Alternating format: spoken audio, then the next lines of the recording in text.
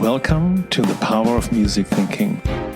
This is the podcast for people with a musical heart and a wicked job. We're looking for stories, insights and tools from the big world of music to inspire leaders and followers to listen, tune, play and perform in whatever field you're operating.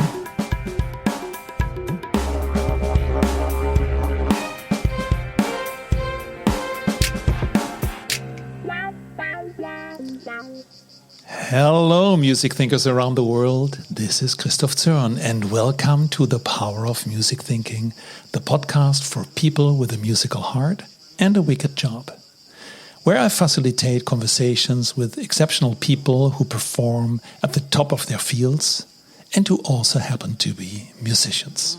And from time to time, I do a special episode without a guest, to share personal experiences, experiments, inspirations, and insights from something that keeps me busy, like today. So, welcome to a summer listening session. There's a lot of inspiring sound going on this summer, and I try to highlight a few special events that you can still visit. So, the song lines from this episode will take us from Venice in Italy via Weil am Rhein at the German-Swiss border to a small town 2.5 hours west of Berlin. And if you can't travel there, I hope you enjoy this sonic journey. There will be links in the show notes with more info as well. So let's start in Italy.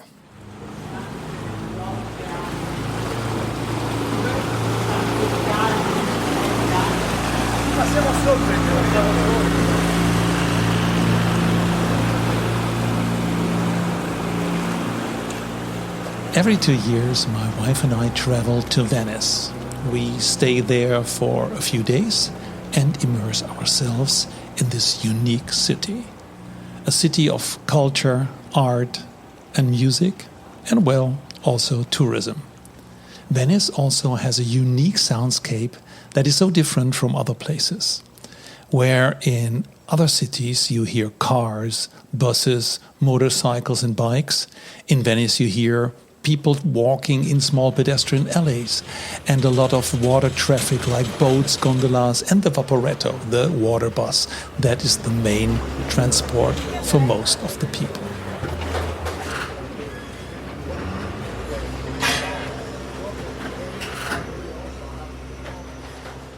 And what a great scenery. A great live show to just look outside while traveling in the Vaporetto, the beautiful buildings of the Canale Grande. 2 years ago, I made a special summer episode of walking through the Art Biennale in Venice. I will put the link in the show notes so you get a broad sound picture of the city and the Art Biennale. So that's the main reason we travel there. A short info about the Biennale. Normally it lasts from May to November, and this year the last day will be the 22nd November. So if you have plans, there's plenty of time. You will find 111 artists and collectives in the main exhibition, and there are 99 national pavilions spread over the city and the two main locations. The Giardini, a big garden with permanent pavilions at the fringe of Venice, and the Arsenale, a complex of former shipyards and armories clustered together. So there's a lot of art to see alongside the beautiful city. In minor keys is the theme for this year's, the 61st, Venice Biennale. Koyo Kuyo, the first African woman to head the Biennale, selected and curated it. Unfortunately, she died at age 57 of liver cancer a year before the Biennale opened. So, Kuyo chose her theme to emphasize the subtle registers in which minor keys operate. And here's an explanatory excerpt of her curatorial concept.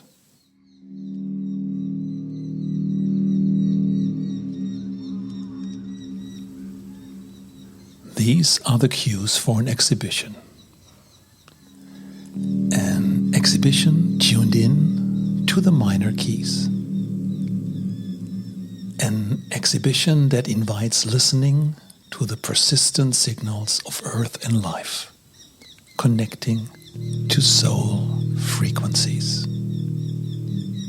If, in music, the minor keys are often associated with strangeness, melancholy, and sorrow, here their joy, solace, hope, and transcendence manifest as well. In the minor keys, sound and sensation are grounding.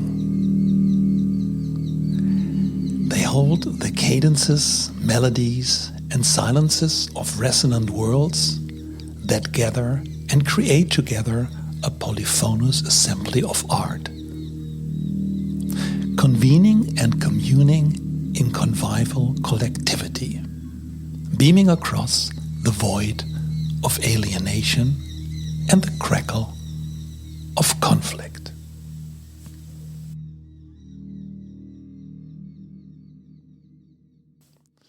So far, her explanation. This resonates a lot with what I'm doing here with music thinking. The attention and mindfulness to listen to the voices and sounds in between. Using sound as a cue for us to listen more closely, to explore, and finally to act. If you have listened to my sound walk through the Biennale from 2 years back, you will find that there was already a lot of sounding.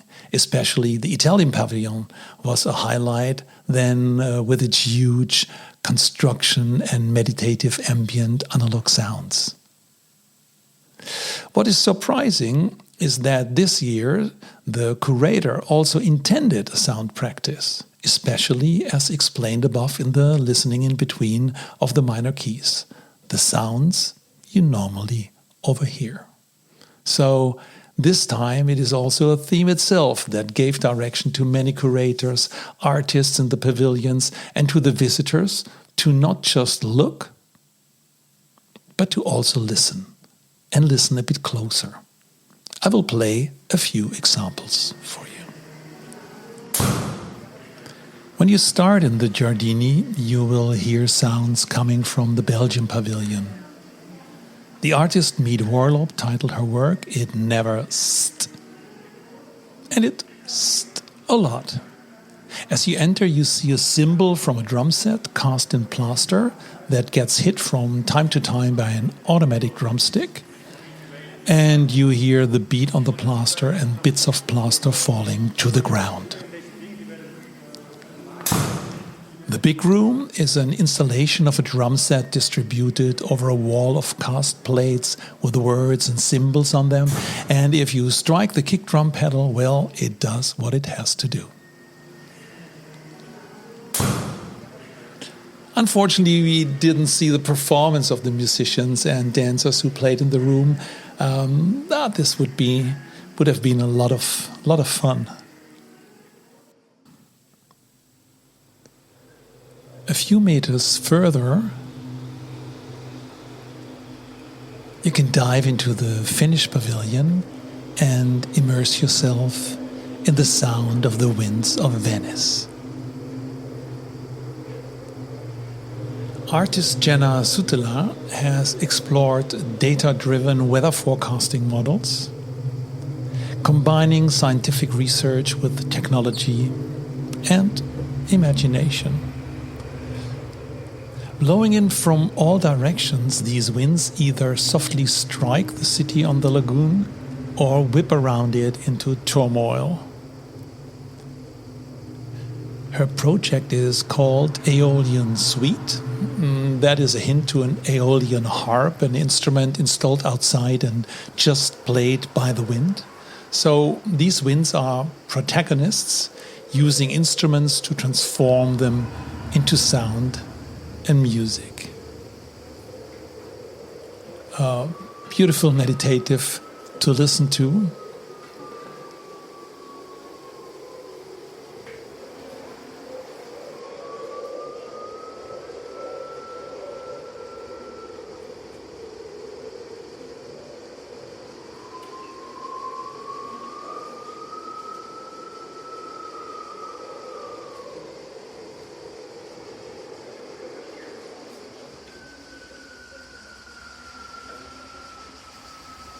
Very nice. So let's walk outside and get the soundscape of the Giardini itself, which is a lot of cicadas sounding in the sun.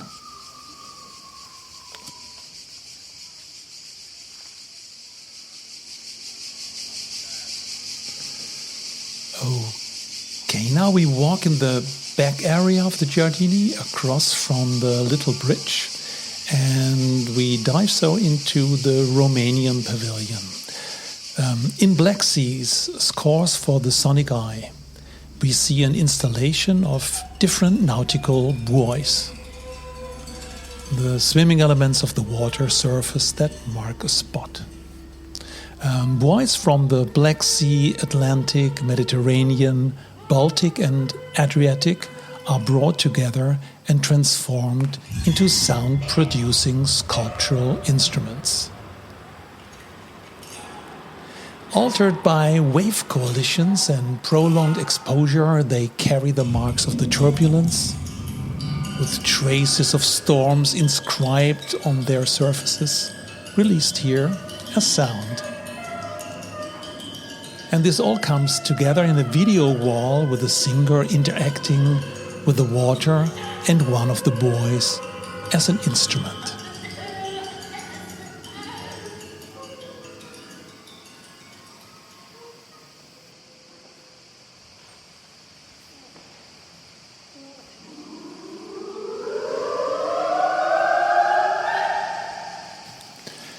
Now we immerse ourselves into the Polish pavilion.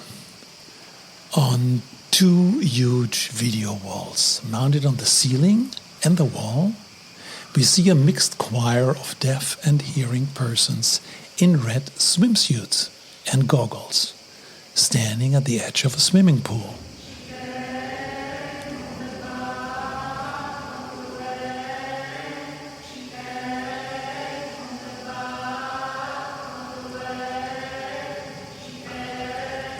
So these are songs resembling the sounds that humpback whales can transmit across hundreds of kilometers, transcribed for the human voice. And the accompanying movements are translations into sign language. This looks and sounds really impressive. You slow down, you want to understand, and you are fascinated by how everything comes together seamlessly. The work is called Liquid Tongues. It's created by Bonia Borska and Daniel Kotowski, a hearing and a deaf artist. And the effect transports you deep underwater, where the deaf members suddenly have an advantage because they can communicate using sign language, whereas hearing individuals can produce sounds only with effort. So the work draws on the principle of deaf gain, a term that highlights the benefits of deafness rather than viewing it as a disability.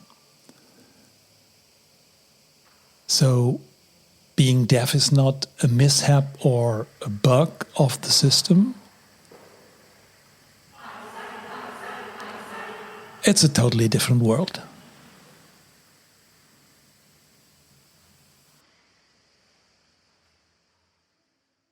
And this links closely with what we have discussed here more often in the Power of Music Thinking podcast.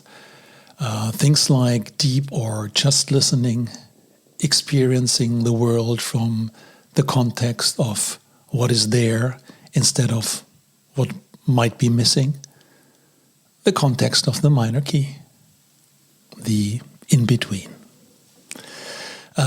This is also a great opportunity for exploration in the arts. And if you stand still at a moment, think about your personal endeavor, and also in your daily life. Think about the voices in between your work.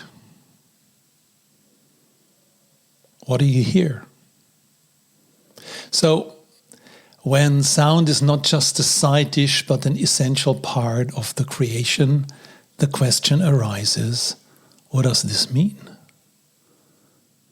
What does this, for example, mean for a curator who is trained in history of art and now also has to curate sound and music? How does this work, and where do they get the inspiration? Well, this leads us actually to our highlight of the Biennale, at least what my wife and I relate to. A very special pavilion outside of the main exhibition, but close to one of the most frequented areas of Venice. Directly to the right of the train station, there's a small alley, and this leads to the Giardino Mistico dei Carmelitani Scalzi, a garden restored to its original design from the 16th century and normally only accessible for the order of the Discalced Carmelite community. But during the Biennale, the garden functions as the pavilion of the Holy See, in other words, the Vatican Pavilion, with the title, "The ear is the eye of the soul," inspired by the work and life of Hildegard von Bingen, one of the most luminous figures in the mystical imagination. She lived in the 12th century between 1098 and 1179 and was abbess, poet, healer, composer, a mind in whom theology, music, cosmology, and medicine are not separate disciplines, but one continuous way of perceiving creation. A perfect fit for the overall minor concept of the Biennale, and also for our times. The pavilion is curated by Hans-Ulrich Obrist, one of the most famous and versatile curators I know of, together with Ben Vickers, with artistic direction of Soundwalk Collective. Now, my biggest challenge is to explain here what we experienced, and this is a real challenge because at the beginning of the garden you had to put on headphones with a receiver on top. It looked pretty futuristic, and immediately you hear something like this.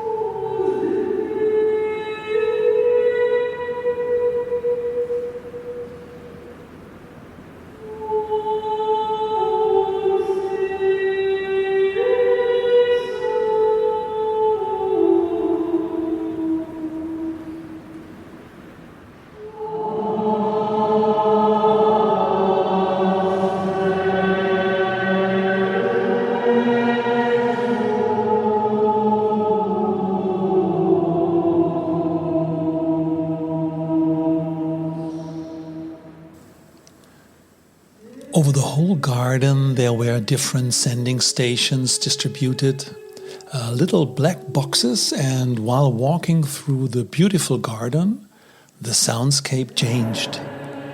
Even if you just turned around, so you were walking in the garden, smelling the beautiful scents of the plants, feeling the stones under your feet while moving through a very personal soundscape and garden experience, depending on how quickly you walked and where you rested. A stunning diversity of contemporary artists were invited by the curators to respond to Hildegard's scores from almost a millennium ago, working with a single harmonic intent, so the sounds would blend perfectly. They orchestrated the integration of each invited artist's contribution. The example that you just heard was by Herndon and Dryhurst.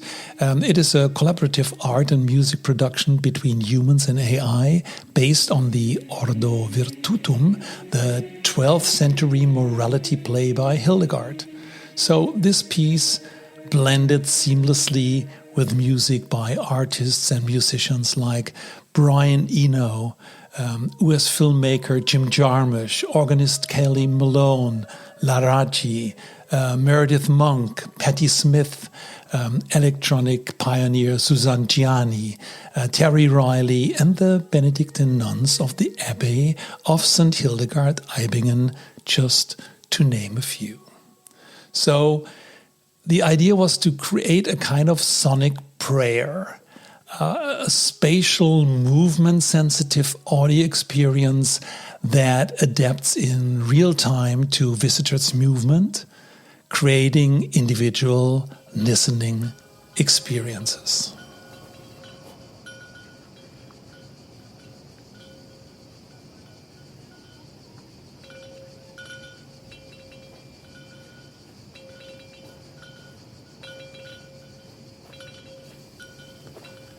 And while walking somewhere between the sounds of Terry Riley and La Raggi on our headphones, I heard some wind chimes, not coming from the headphones. This was a work by the Nigerian US poet and artist Precious Okoyomon.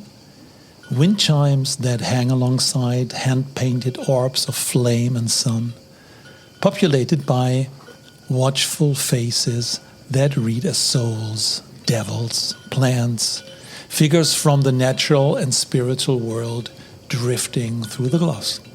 I took my recording device so you could hear the beautiful sounds of the garden just without the headset. We even hear an airplane passing by, people walking with their headphones on. So that's the garden, without the fantastic production we just talked about.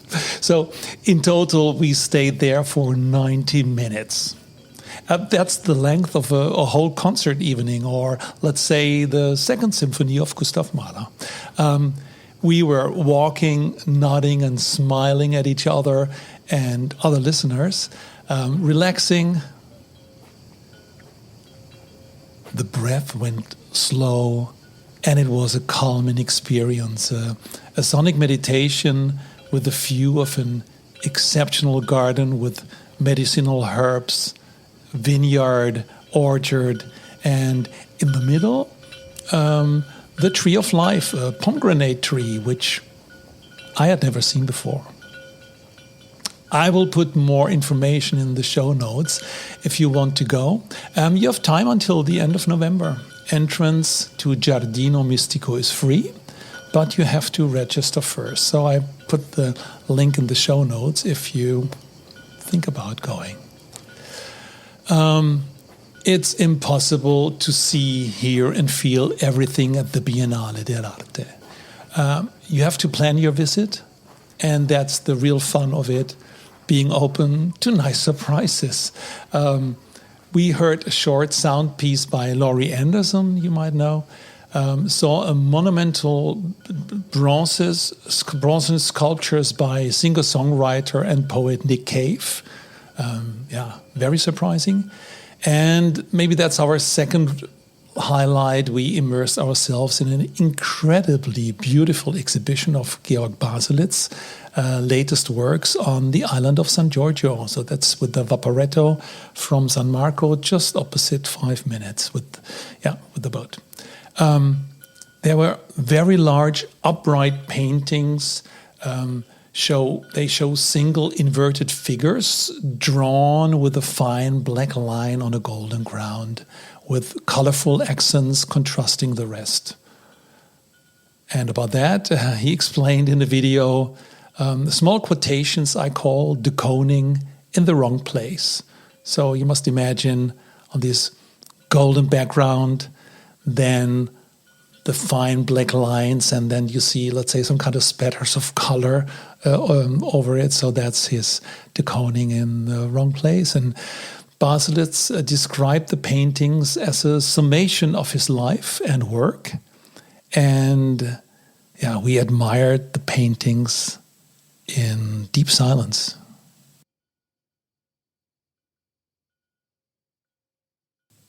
So this was Venice. And our next step in the summer journey is near the German-Swiss border. We went for a short stop at the Vitra Campus to see and record a new installation. Before we dive deeper into the next sound stop on our summer listening journey and the first project by architect Balkrishna Doshi to be completed outside of India, I have a quick favor to ask. If you're enjoying the Power of Music Thinking podcast, please pause for a moment and hit the subscribe button right now. It means a great deal to me, and it helps other people discover the podcast. And by the way, did you know that you can also listen to the podcast in the Substack app? I highly recommend it. This comes in handy because if you subscribe to the Free Music Thinking Society publication on Substack, you have everything at hand. The podcast, all articles and notes to help you bring music thinking to your work and life, and the Substack is free. In the future, I will expand the information and create an extra tier level for a paid version to support people with a musical heart and a wicked job with practical tips, tricks and templates, chapters from the book, community chat and exclusive and personal sessions. But the basic is always free. So please support and show your love with hitting subscribe. In Germany, directly on the Swiss border. If you come from the south, you have to take the first exit 500 meters after the frontier. There's the Vitra Campus, and it is absolutely worth the stop. This is all design and architecture, and there's also a sound component. On the premises of a family-owned furniture company, you will find the Vitra House, designed by Herzog and de Meuron, the company's flagship store, and buildings by renowned architects like Frank Gehry, Tadao Ando, and Zaha Hadid, among others. And for Zaha Hadid fans, the first completed building by the Iraqi-British architect stands here, the Vitra Fire Station. And additionally, prestigious design museum includes a show depot of design classics from all over the world. And all of this is set within a park landscape that harmoniously blends contemporary garden design with old cherry trees fitting seamlessly into the area's vineyards and orchards. So the campus also regularly expands new work. And this is what we came for. And it was the first time I tested my new microphones. So listen in, let's say, a nearly binaural setting, meaning if you listen with headphones, it should give you a special spatial effect.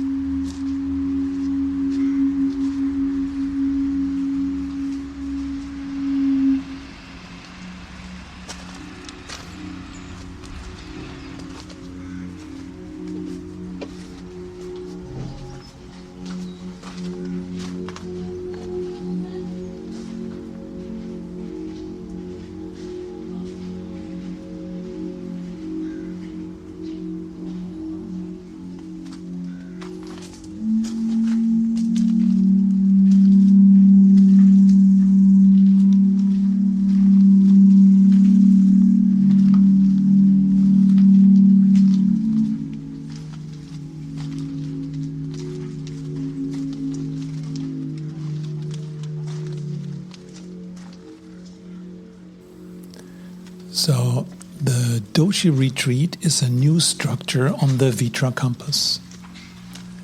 A contemplative space designed by Pritzker Prize winner Balkrishna Doshi with his granddaughter and her husband. This architecture was born from a dream Doshi had of two intertwining cobras. At the end of the intertwining walkway, we reach a chamber with a large gong that resonates with the sound from the speakers. So, inspired by Indian spirituality It offers a sensory journey of sound and serenity. And in kinship with the sensory environments found in Eastern temples of Christian sacred spaces,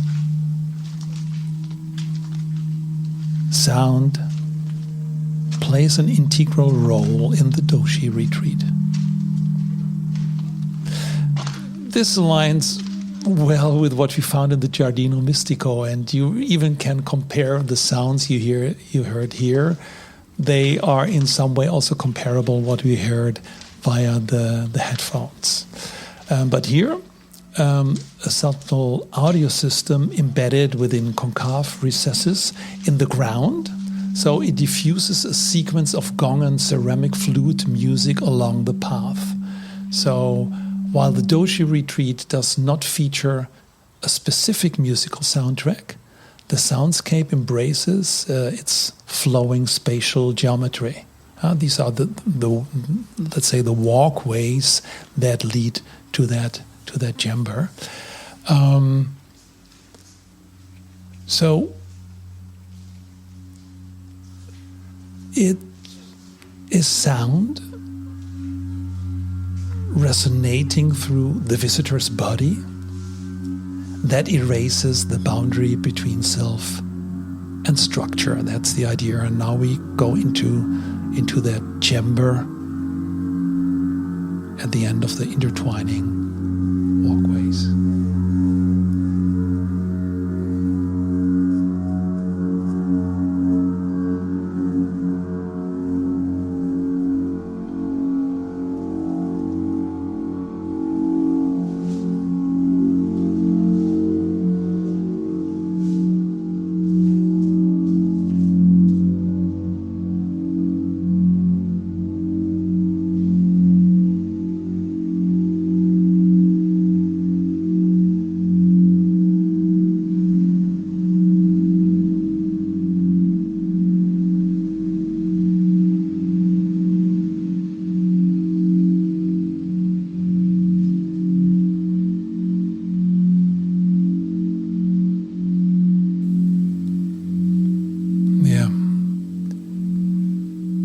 Was very still, special moment, and what I mentioned before, fun enough, resonated also with what we heard in Giardino Mistico, and you have to be there. So I think the second best is to listen to it on your headphones. Second best, but it's open, and it's open. Just inform about Vitra and have a look at the show notes with a link to the campus.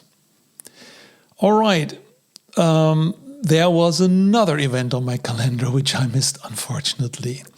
It's in Germany and a most spectacular musical piece. So to end our sound journey, we have to travel virtually and sonically approximately 2.5 hours west of Berlin. And good news, for all of you who have FOMO, the fear of missing out, you have plenty of time to visit Halberstadt because the piece will last for, let's say, some more years. And exactly until September 4 in 2640. And you can already buy a final ticket for the end of the concert. This is not a joke, but a serious long-term project and concert that approaches time in a very different way than we experience it normally.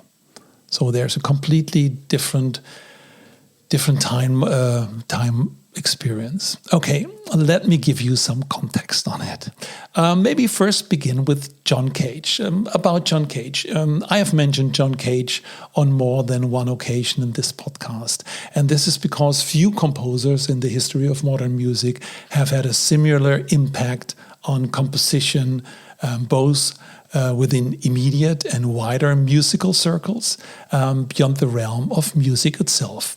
And for music thinking, this is a great inspiration. You might know his most famous piece called 4 minutes and 33 seconds, or just 4:33, meaning 4 minutes and 33 seconds of silence, or better, non-intended sound. The musician or musicians stand concentrated with their instrument and perform the piece. The music is all the sounds that are in this very moment. It's actually an invitation for every listener to hear and listen to the sounds that are already there. Very practically, I performed this piece with a workshop band at one of the Design Thinkers conference in Amsterdam a few years ago for an audience of more than 100 people, without explaining the concept first. So I can tell you it's a great conversation piece. Everybody has a different way of listening, a different idea about what music is and what's not, and what else. So it was perfectly. You can do this with any audience. And for example, I also performed the piece in solo many years ago for my team of 25 designers and programmers on a team building retreat where everyone had to bring in something to share with the others that was important to them. I chose 433 and stood there with my alto saxophone, making no sound, and held the space and the concentration for the whole time frame. So everybody was in a kind of positive shock, let's call it like this, listening to their creative director, that was my role in that time, performing and not playing and giving them the opportunity to listen to the soundscape. So that was for them. So they expected, everyone expected that I show off and play what I can, but I just hold the space, my instrument in hand, the mouthpiece in my mouth, and concentrated the three parts of the 433. And I can tell you this left a great impression on the whole team. And every time I meet someone after 20 years, they just say 433 and we are connected again. So it also had a big impact on them and also made them think differently. Okay, so let's stretch our time a bit. Now about the organ piece. It's called officially Organ 2, ASLSP, and that means as slow as possible. It's a musical piece by John Cage. He wrote it in 1987 for organ as an adaptation of his 2 years before composition, as slow as possible for piano. And a performance of the piano version usually lasts 20 to 70 minutes. So it depends on how you interpret the as slow as possible instruction. And the John Cage Organ Foundation in Halberstadt decided to play the piece now for 639 years. Why? To mark the time between the first documented permanent organ installation in Halberstadt Cathedral in 1361 and the originally proposed start date of the year 2000. So they calculated, based on the original score, how long every note should be played if you take this as a time frame. And because they took 639 years for the total score, the chord changes appear depending on the length of the notes. Not all notes are equally long. Between half a year and 2 years. There's a complete list on the website exactly when this chord change happens. And to understand this time stretch on an organ, the chord would be changed by putting a finger on the keyboard. Now, that's how it works, like an organ, like a piano works. In Halberstadt, it will be installed with a new pipe. And then a little sand sack on the keyboard that stays until the sound is over for the next chord change. So the performance or the piece began on September the 5th, 2001. That was Cage's 89th birthday. And to give an impression, I have here a former chord change, the chord that started at 5th October 2030. So these are 5 sounds or 5 tones, and if you would have been there in that time, you would hear this when you get into the church and when you get out of the church. So, but the idea of the chord change is something different. I will play the sound for you again, and then I will play the next sound that changed after it.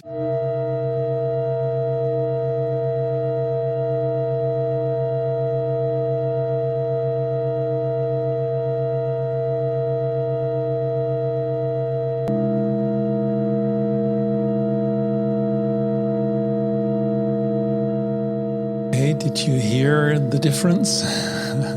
So first we heard 5 tones, 5 notes, and then it changed to 7, and that lasted until 5 February 2022. So on the keyboard you would add 2 fingers.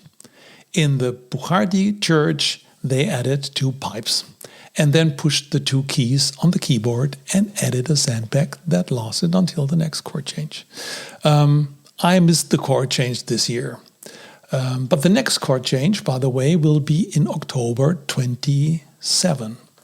If you don't have any plans yet, we might meet there. So that's about organ 2 ASLSP as slow as possible. And more information you will find in the show notes. Okay, wow, this was a longer special edition than I thought, and it took us virtually through space and time. From the sounds of Hildegard von Bingen in the 12th century until the year 2640, where we already now know how it will sound like if we will want to double check this on a church organ. And that will be the year when they blow its last chord, and there will be silence again in the Buchardic church. So the year 2640, 639 years, musical peace, and then it's over. However, silence. How will this sound in the future in that year? How will silence sound in 2640? So, reflecting on this, what do they all have in common? Our sound tour of today. The minor keys and the long now. You might know the long now foundation. Also, Brian Eno was one of the founders. The spiritual and the profane. How does this spark our thinking? So, the difference between Christian and Indian spirituality. And also this leaves questions like, should we accelerate with the help of AI, make everything more efficient, but will it be effective? What are the minor keys of my personal life, my family, my team, our organization, our society, our planet? What needs a bit more close listening or amplification? So, like in the organ 2 ASLSP, there are many questions. We can use them as prompts for our AI system and get mediocre answers, including a hangover because of the environmental impact of AI, or we just relax. Take the question with us, start a discussion with friends or strangers, and experience the moment we have together. All right, so thank you so much for your time, dedication, and listening. How did you like this journey? Let me know via LinkedIn or Substack. If you want to sign in for the visit of the Giardino Mistico or want to hear more background information and read an interview with Hans-Ulrich Obrist and the Arts of the Working Class website, or watch a documentary about the organ project or Balkrishna Doshi Retreat at Vitra, you can find all the links in the show notes. So please make sure you have hit subscribe. Feel free to join our community in Substack for a monthly update on the podcast, a selected gem card with explanations, papers I'm reading, and other music thinking assets. Until next time, keep listening to the spaces in between.